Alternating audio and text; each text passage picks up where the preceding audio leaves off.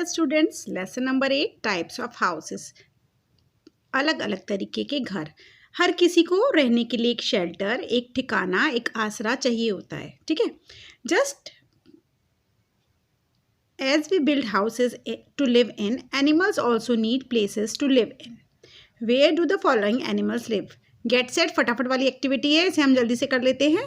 Cow lives in a shed, hen lives in a den, a dog lives in a kennel, ant lives in ant hill, and rabbit lives in burrow, and horse lives in stable. Let's begin the chapter now. People in different parts of the world build different types of houses. अलग अलग जगह जगह रहने वाले लोग अलग अलग तरीके के घर बनाते हैं। Location and the climate of the place, वहाँ का मौसम और वहाँ आपकी कौन सी लोकेशन है, इस पे डिपेंड करता है कि आप कैसा मटेरियल यूज़ करोगे और किस तरीके का घर वहाँ पर बना सकते हैं। ठीक है, जैसे कि डिफरेंट क्लाइमेटिक कंडीशंस में, डिफरेंट लोकेशन में डिफरेंट टाइप के घर होते हैं। तो सबसे पहले आते हैं विलेज पे। विलेजेस में अक्सर आपको कच्चा हाउस देखने को मिलते हैं। Kutcha houses are mostly found in villages. They are made up of mud. वो किस चीज़ के बने होते हैं? वो मिट्टी के बने होते हैं। उनकी जो रूफ होती है, यानी कि जो छत होती है, वो बनी होती है लोकल मटेरियल की, जो आसपास का पड़ा हुआ मटेरियल होता है, जैसे कि स्ट्रॉ, बैम्बू, पाम लीव्स, बांस से, झाड़ फूस से बनी होती है। These houses often can not withstand harsh weather conditions like heavy rainfall or natural calamities like earthquake and flood. ये जो इस तरीके के जो घर होते हैं, वो ज़्यादा जब वेदर ख़राब हो जाता है, जैसे कि बहुत तेज़ बारिश होना या फिर बाढ़ आ जाना या फिर भूकंप आ जाना, इस तरीके की वेदर कंडीशंस को नहीं झेल पाते हैं।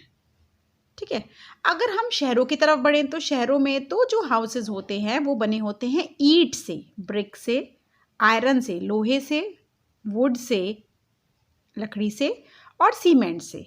और इस तरीके के हाउस जो इन चीज़ों से मिलके बनते हैं वो कहलाते हैं पक्का हाउसेस। और जो पक्का हाउस होते हैं वो कच्चा हाउस से कंपैरेटिवली बहुत स्ट्रांग होते हैं।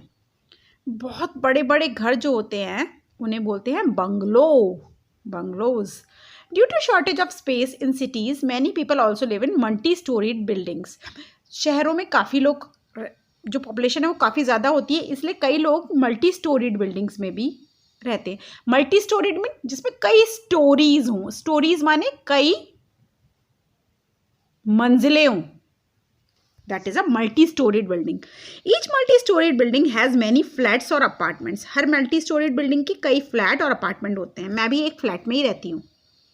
Very tall buildings with many storeys are called skyscrapers. बहुत ऊंची ऊंची इमारतें जो कि ऐसा लगता है कि आकाश को छू रही हैं, तो उन्हें बोलते हैं sky scrapers. Which American city is called the city of sky scrapers? क्या आप जानते हो ये बात? कौन सी सिटी है जो सिटी ऑफ स्काई स्क्रैपर्स कहलाती है अमेरिका की? बताओ। वो सिटी है न्यूयॉर्क। ठीक है बेटा, ओके। इन वेरी कोल्ड एरियाज, बहुत ठंड वाली जगहों पर किस तरीके के घर होते हैं? People living in very cold areas like north pole region, north pole जहाँ पे बहुत ठंडा होता है, build special dome shaped houses called igloos. वो अपने आप को प्रोटेक्ट करने के लिए एक dome shaped semi circle type के घर बनाते हैं, जिन्हें बोलते हैं igloo. Igloo is made of blocks of ice और ice stacked on each other. जैसे ईंटें एक के ऊपर एक लगाई जाती है ना, ऐसे ही आइस और स्नो ब्लॉक्स एक के ऊपर एक लगाए जाते हैं। This gives the shape the house the shape of an upside down bowl. जैसे एक बाउल होता है ना, उल्टा करके रख दो, इस तरीके का ये शेप इसको लगता है। और जो इसके अंदर रहते हैं वो कहलाते हैं Eskimos. Igloos are kept warm by lining the walls with hides of animals. इसके अंदर की जो वॉल्स हैं उस पर जो जानवर मर जाते हैं उनकी स्किन की लेयर्स लगाई जाती है जिससे वो गर्माए। People also burn seal oil to keep themself warm. और इसमें तापमान बनाए रखने के लिए सील ऑयल भी जलाया जाता है। The entrance to the igloo is through a small tunnel. और छोटा सा मुंह होता है उसका आगे से, जिससे कि उसमें घुसा जाए। This prevent the heat from escaping, जिससे कि बाहर अंदर की गर्मी बाहर ना निकल पाए। ज़्यादा बड़ा मुंह होगा तो टेम्परेचर, जैसे आप एसी चलाते हो, रूम बंद कर देते हो ना, ऐसे उनके अंदर हीट रहे, इसके लिए वो मुंह बहुत छोटा रखते हैं। Eskimos also called Inuits live in such houses. Those who live in igloo are known as Eskimos or Inuits. Hilly area, पहाड़ों वाली जगहों में किस तरीके के घर होते हैं? पहाड़ों वाली जगहों में जो घर होते हैं वो होते हैं वुड के. आप मसूरी गए होगे, नैनीताल गए होगे, हिमाचल प्रदेश गए होगे, शिमला गए होगे, आपने देखा होगा कितने प्यारे लगते हैं वुड वाले हाउसेस, है ना. They have sloping roofs for the snow to slide. Sloping roofs होते हैं उनके, जो छत होती है वो स्लोपिंग होती है जिससे कि जो बर्फ़ गिरेगी वो बह जाए, स्लैंट होके निकल जाए. You can see many such houses in Shimla, Darjeeling and Nainital. Rainy areas में जहाँ बहुत बारिश होती है उसमें किस तरीके के घर होते हैं? उसमें होते हैं स्लोपिंग रूफ, जिससे कि पानी छतों पे इकट्ठा ना हो और पानी बहता रहे. These houses are built on strong bamboo pillars called stilts. वो थोड़े ऊंचे उठा के बनाए जाते हैं जिससे कि नीचे पानी भर जाए तो उनके घरों में पानी ना घुसे. और ये जो बैम्बू पिलर्स होते हैं इनको बोलते हैं stilts, which are a few feet above the ground. Ground से ऊंचे होते हैं. In this way people remain safe from flood water as well as insects. ना तो उनके घर में जो है पानी भरता है बाढ़ का और ना ही जानवर घुस पाते हैं, इंसेक्ट्स. पीपल यूज लैडर्स, और उनमें घुसने के लिए लोग बाग सीढ़ी यूज करते हैं. सीढ़ी से ही तो ऊपर जाएंगे एंट्रेंस करने के लिए. Stilt houses are common in Meghalaya और असम. मेघालय और असम में ज़्यादातर स्टिल्ट हाउसेज ही मिलते हैं. ग्रीन वाइट आ गई हमारे पास एक फटाफट. Green buildings are eco friendly buildings. Recyclable material are used to build them. Such buildings also have provision for rainwater harvesting. Green buildings जो होती हैं वो environment की friendly होती हैं. उसमें recyclable material यूज करा जाता है और इससे rainwater harvesting भी करी जाती है. Coastal areas, समुद्री तटों पर किस तरीके के घर होते हैं? समुद्री तटों पर जो घर होते हैं, people living in the sea are prone to flood. ज़्यादातर वहाँ पर बाढ़ आने का खतरा रहता है. फ्लड आने के डर से ज़्यादातर वहाँ पर लोग जो है कच्चे हाउस ही बनाते हैं, रीड से, वुड से और कोकोनट की पत्तियों से. ठीक है. These houses have a raised wooden platform. थोड़ा सा उठा के वुडन प्लेटफॉर्म बनाते हैं, supported by wooden pillars. Wooden pillars भी लगाए जाते हैं. इन वेरी हॉट एरियाज, बहुत गर्म इलाकों में, in some parts of Rajasthan people build mud houses with thick walls. मोटी मोटी वॉल्स बनाई जाती है जिससे कि हीट जो है अंदर नहीं एंटर हो. जब धूप पड़े तो अंदर नहीं आए गर्मी. These walls absorb extra heat and keep the house cool. Extra heat ये वॉल्स एब्जॉर्ब कर लेती हैं और अंदर का घर ठंडा ही रहता है. These houses have high ceilings. जो छतें हैं वो ज़्यादातर ऊंची होती है, मीन्स काफ़ी हाइट का होता है कमरा. And flat roofs. People sleep outdoors at night on flat roofs. ज़्यादातर रात को लोग बाहर सोते हैं.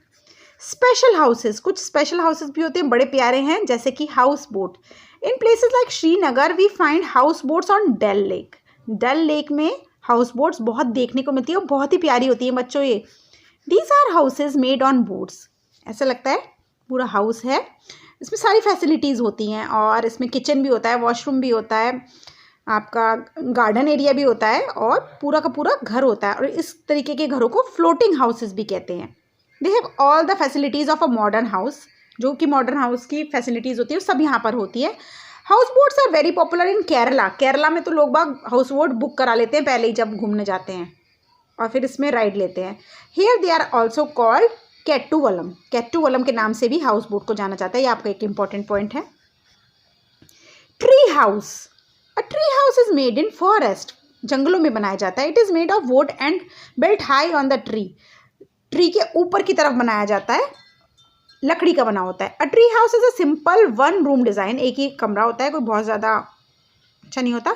Tree houses are eco friendly as they do not require clearing of forest. Eco friendly इसलिए कहलाए जाते हैं क्योंकि इसमें पेड़ों को काटना नहीं है और जो है जंगलों को बर्बाद नहीं करना है, उसी में चल जाता है काम. These houses are temporary retreat for tourist. Some houses can be moved easily from one place to another. They are movable. Tent. Tent is a house made up of waterproof cloth or canvas. Canvas कहते हैं उस कपड़े को, canva. It can be easily folded and carried anywhere. जब आप किसी adventure पे जाते हो तो आप टेंट बना लेते हो.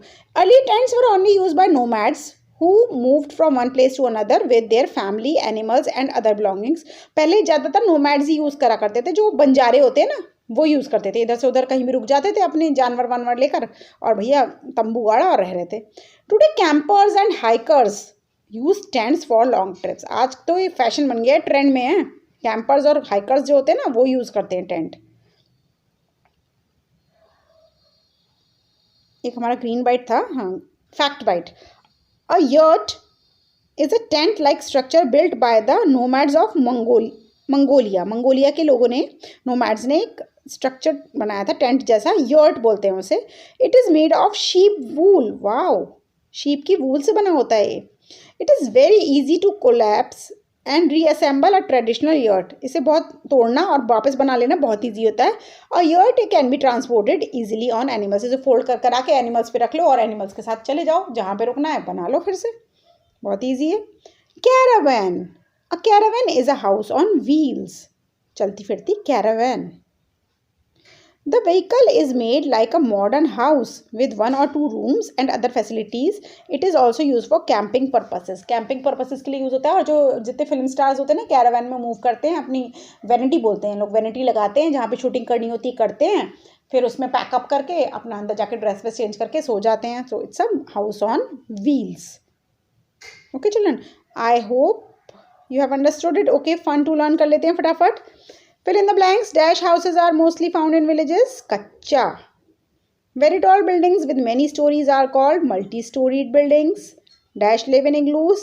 Eskimos. Houseboats are also called floating houses. A caravan is a house on wheels.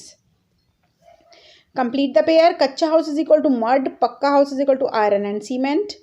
North polar regions is equal to igloos. Meghalaya is equal to stilts. Tent equals to movable house. Houseboat equals to floating houses. Children, I hope you have understood the chapter. Don't forget to give me a thumbs up and share my video more and more among your classmates. Thank you.